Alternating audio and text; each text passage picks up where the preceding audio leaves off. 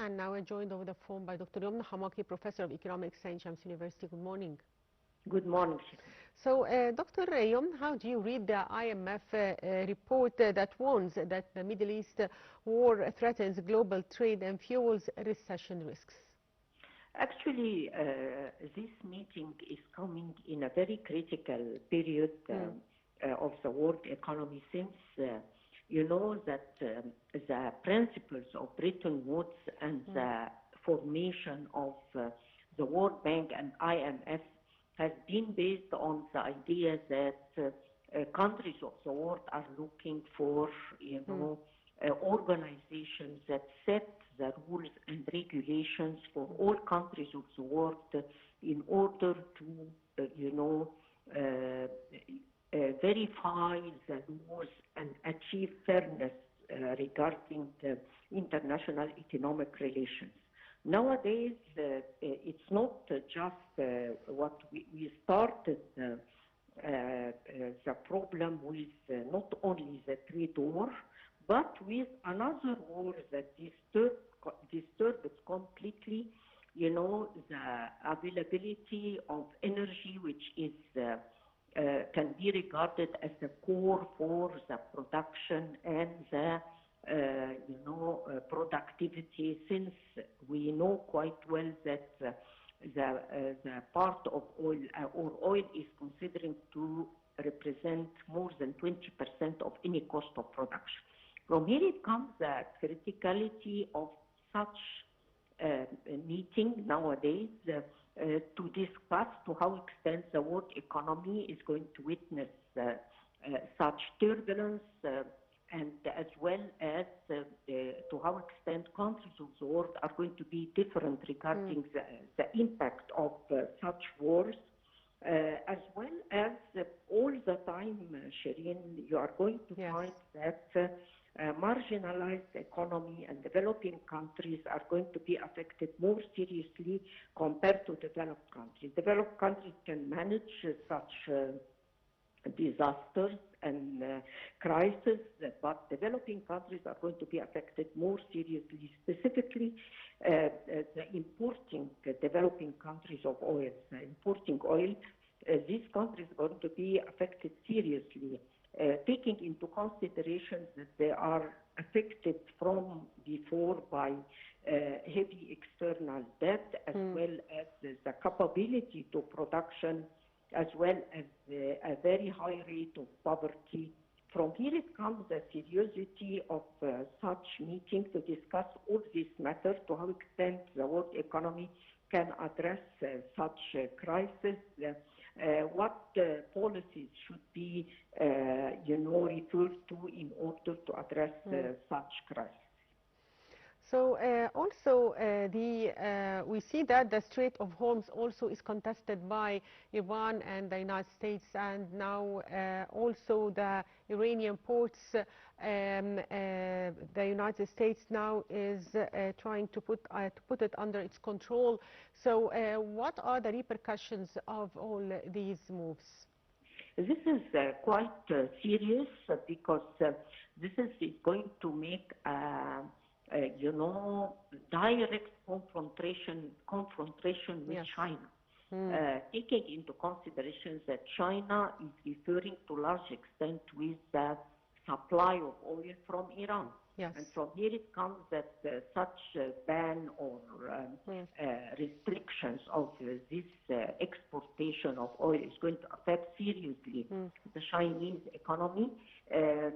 We witnessed for the last period a decrease in GDP growth in China, despite it's not high, but it's a decrease, as well as a decrease in exportation. The latest statistics proved that China witnessed a decrease in its export to the world, and from here it comes that China is going to be affected by that. And from this perspective, for the first time, despite that China tried to be neutral in such war with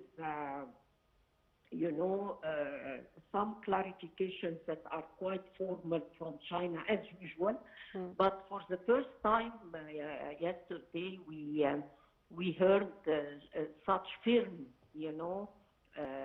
confrontation started to be appeared, and this is actually, it's not good for the whole atmosphere of the world economy.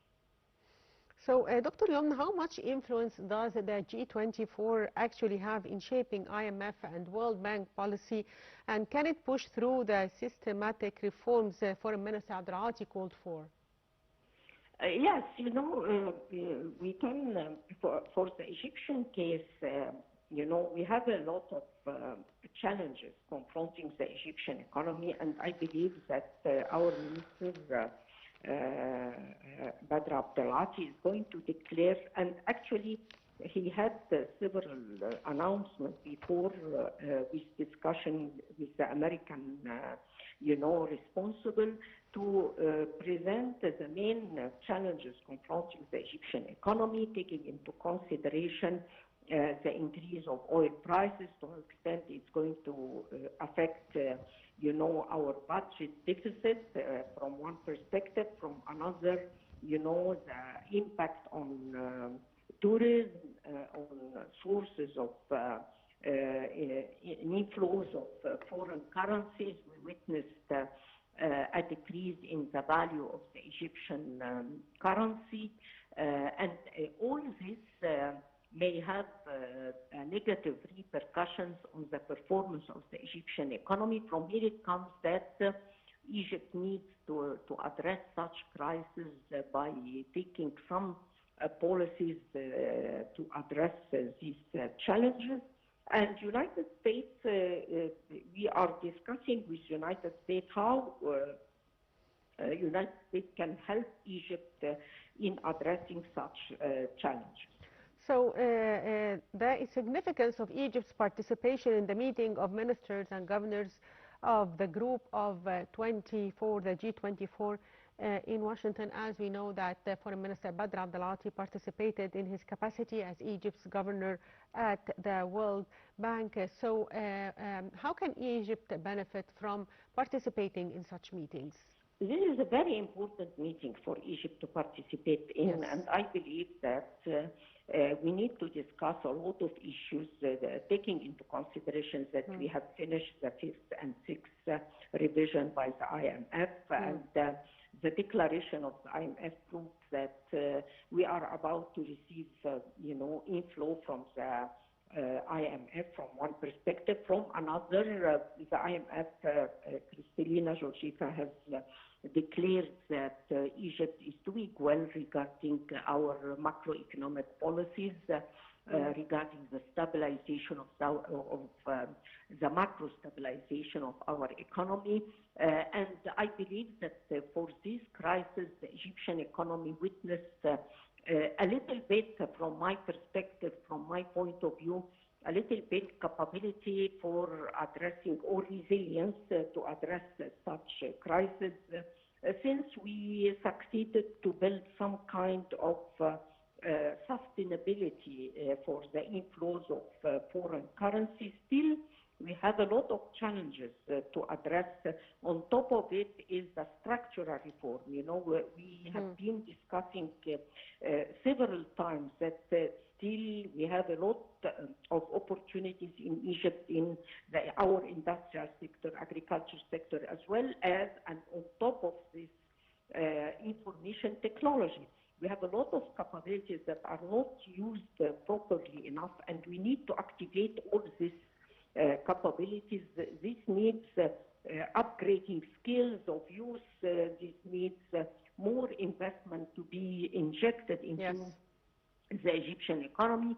And we need for that to have some kind of cooperation with international organization. And we have another challenge, which is the problem of internal and external debt. We are trying to find solutions for such crisis. And Dr. Yomn, in your opinion, how can Egypt get ready to face the repercussions, the economic repercussions of this war? On top of these repercussions, 2 points. The first one is increasing prices of oil, because our trade balance is against us, which means that we are importing more than one we export. Our import exceeding what we export of oil and gas. From here it comes that the burden of increasing prices of oil affecting seriously our economy. This is from one perspective. From another, the inflows of the hot money, the inflows of foreign indirect investment, which by decrease in this side in the time of crisis, is affecting our exchange rate, our Egyptian pound. And from here comes that when the Egyptian pound is affected negatively, this will be reflected on severe inflation because we still rely on importation to a large extent in everything we can have, as in our industrialization, in our food, and so on.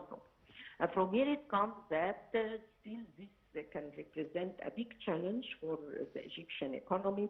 And from here it comes that I have just mentioned the importance of structural reforms, the importance of building productive capabilities in our Egyptian economy, so that to enhance our resilience to regarding such crises.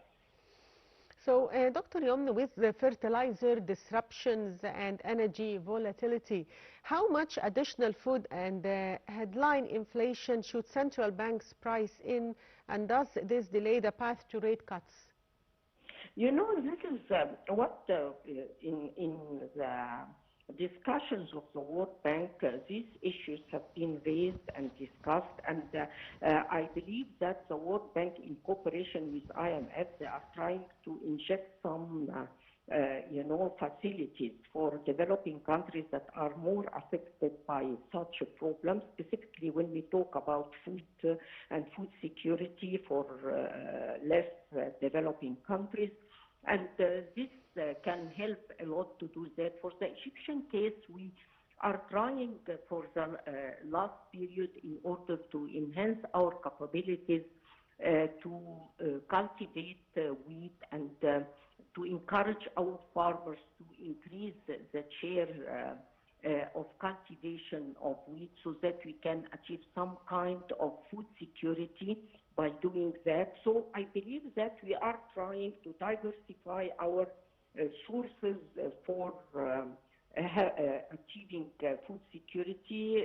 Thank God we have a comparative advantage in the production of fertilizers. We have a good system to distribute such fertilizers with reasonable price to farmers in Egypt, so that farmers are not going to be affected seriously by increasing prices of fertilizers, since we have a policy to direct for them fertilizers with a specified rate, so this can be considered as a subsidy for our farmers. So all these procedures may help to, address such a challenge. Yes. So, Dr. Yomna, what are the key political obstacles to creating the comprehensive debt mechanism Egypt wants, and which major creditors are likely to resist? First and second and third, building productive capacity and capabilities. Yes. We have a lot of resources that are not exploited in a good manner. We need to enhance, we need to increase the rate of investment. It should be increased by a large percent to use these resources efficiently.